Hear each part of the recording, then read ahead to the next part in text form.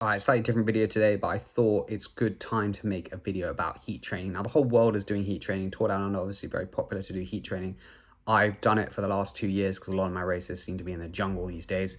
So I'd say I have some knowledge of it in terms of myself and also the athletes I coach. So what we're going to go through today is kind of just the main mistakes people do, including myself, obviously, and like the main ways I've implemented it successfully and also seen other athletes implement it successfully.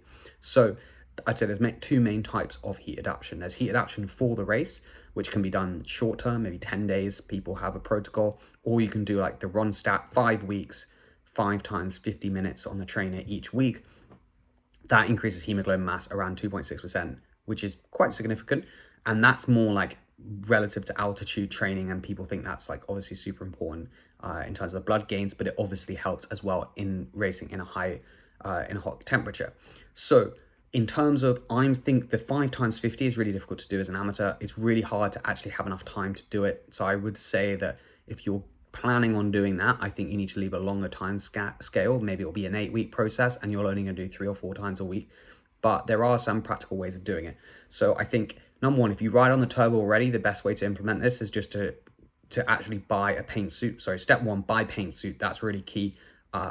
The study that Ronstadt did basically said a paint suit for hemoglobin mass was the same as the heat chamber. It was worse in VO2 max, but it's a way more practical way of doing it. Obviously, if you have a radiator and stuff and can turn on the heat, that helps as well.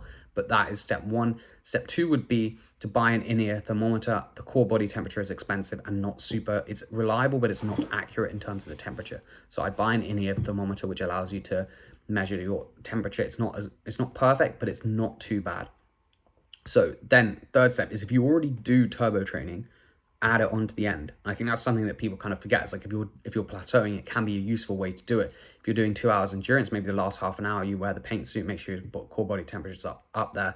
That can be a useful way of doing it. I'd say if you're gonna go solely for the event prep, I would still start further out than you think, maybe 3-4 weeks to get used to it. It is a lot of stress on your body, heat prep. It's not as easy as you think. It might only be adding a half an hour block. So you might take off some of your endurance, but it is tough. I'd say the main way to do it that most people seem to do is 10 to 15 minutes harder to get your heart rate up, to get your core body temperature up. Again, if you've got the gun, 38.5, 39 degrees, roughly where you want to be. And then once you're there, you just need to ride easy and basically keep the core body temperature there. If you're using heart rate, then the heart rate should basically stay more or less the same. And then your watts will go down by the end. For me, I'm just doing like 150 watts, 150 heart rate. Normally 150 heart rate would be like 230, 240 watts for me. So you can see really, really big stress on the body. So again, you can't do it and just keep training because it is just more stress. And maybe you can handle it, maybe you can't, but you've got to be really, really careful about it. In terms of practical applications, so obviously I already mentioned that you can use it on the turbo trainer after your session. I think that can be really useful. I'd say try and do it on days you're training. Do not do it on off rest days because it's obviously not a rest day. I'd also say start out, like let's say you've got a hot race in 3 weeks. Maybe the first week you just do 2 half-an-hour blocks. The next week you do 4 half-an-hour blocks, or 3 half-an-hour blocks, maybe 1 hour block. And the last week you really cram it. And the cramming, although it's a bit horrible, it does work. And as I said, the study where it's like 10 days or 13-day heat acclimation does work. So in terms of like the main gains you're going to get from that are more to do with sweating. Obviously your blood plasma goes up, but it's more like your sodium concentration in sweat decreases and your sweat volume generally increases, which really helps you to cool down. So that's something to pay attention to, is you actually can do it quite short term. And I found that has worked best for me. If I try to do it really long term, it can be difficult for motivation. Well, if you know you only have a week to do it, you just try and get on, do an hour, 3-4 times. That can be useful. Now, the final part of this, which I don't think many people really go through, is like how you use it with your taper. Assuming this is going to be a pretty big priority race, well, you're doing heat prep, so I assume it kind of is. You really actually need to think how you're going to involve heat prep with your tapering. Now, you don't want to stop heat prep. If anything, this is the key point for heat prep because you're just before the target event. It depends, obviously, if you're traveling or whatever. Like if you're flying, then it can be difficult to do the heat prep. But what I would really recommend is not to stop doing it. I think with maybe a week to go, you should try and reduce the volume potentially, maybe from an hour to 40 minutes.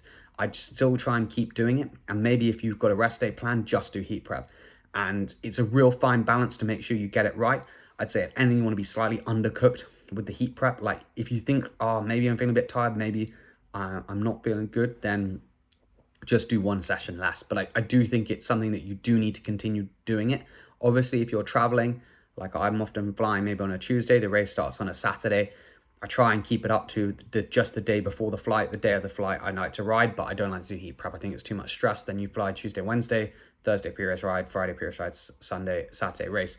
And I find that works well because once you're there, obviously you get heat adaptations. And I also don't think you're going to lose it straight away. So that's kind of my other tips. The last one, which I think is really important, is don't overdo it. That's why having a heart rate monitor, that's why or having core body temperature is really useful, because if you cook yourself, if you do a 2-hour session and you get your core body temperature up, it will wipe you out for days. So it's really important to not mess it up and always err on the side of caution. I think it's something that like you shouldn't do unless you're somewhat experienced with cycling, but also just like, if you think it's too much, just stop. Like the gains you're going to get are good, but if you cook yourself for 2-3 days, it can be bad. And I know people have done it, and it's like, it's relatively easy to do it because you don't think you're doing so much damage. And also like the whole process is pretty horrific. So it's really hard to have the fine line of like, this is horrible, and then you're like, this is too far. So that's kind of my main tips, I'd say, is just like make sure that you don't, try and incorporate as early as you can. Paint suit's really good. In-ear thermometer is really good to measure core body temperature.